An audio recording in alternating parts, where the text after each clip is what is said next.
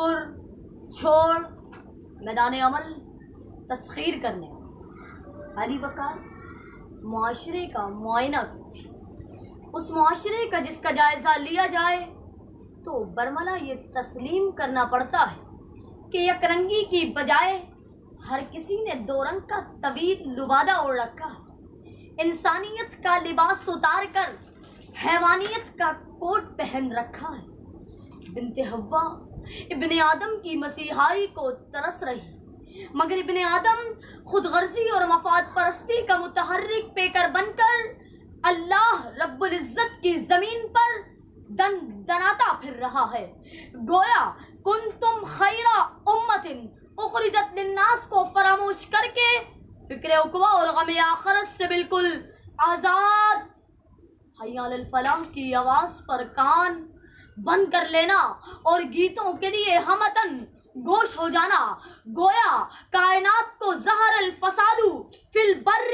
والبحر کا گہوارہ بنا دیا گیا کہ صلیبی عہد کی پرچھائیاں پھر رنگ لے آئے۔ الہ العالمین کوئی متاع دین پیدا کر، صدائے مسجد اقصی کے میناروں سے آتی ہے، عمر فاروق پیدا کر، صلاح الدین پیدا کر۔ علی وقار اگرچہ بے یقینی،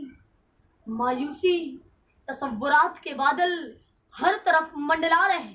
مگر لا تقنطوا من رحمت اللہ کو مد نظر رکھتے ہوئے تصور چھوڑ کر میدان عمل تسخیر کرنے آئیے، کیونکہ ہم اس رسول صلی اللہ علیہ وسلم کے امتی ہیں جس نے آج سے 1500 سال قبل عرب معاشرے کی اصلاح کا بیڑا اٹھایا تو 23 برس کی قلیل مدت میں خزاں کو بہار میں بدلا، کفر و شرک کی سیاہی کو نور اسلام سے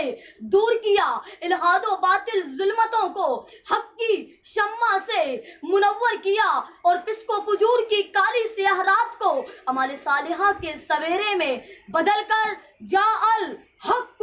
وزهق الباطل کا واضح ثبوت دیا کہ ہم تختہ و تخت میں سے ایک چنا کرتے ہیں، ہم عجب شان سے دنیا میں جیا کرتے ہیں، اور توپ کیا چیز ہے، بندوق کسے کہتے ہیں، ہم تو ٹینکوں کی صفیں چیر دیا کرتے ہیں۔ ہم کو ملتا ہے شہادت کا سبق وہاں سے، ماؤں کی گود میں جب دودھ پیا کرتے ہیں۔ علی وقار آج غزہ میں رہتے بچے ہماری لبیک کو ترس رہے ہیں، چیچنیا و بوسنیا میں ماؤں کی ردائیں ہمارے سائے کو تڑپ رہی ہیں، ممتاز قادری جیسے نوجوانوں کی روحیں ہمیں للکار رہی ہیں کہ ارے تصور چھوڑ میدان عمل تسخیر کرنے آ، کہ اب فیصلہ سنانے کا وقت آ چکا، اب آغاز کو انجام تک پہنچانے کا وقت آ چکا، کہ جب جذبہ ابراہیمی ہے زندہ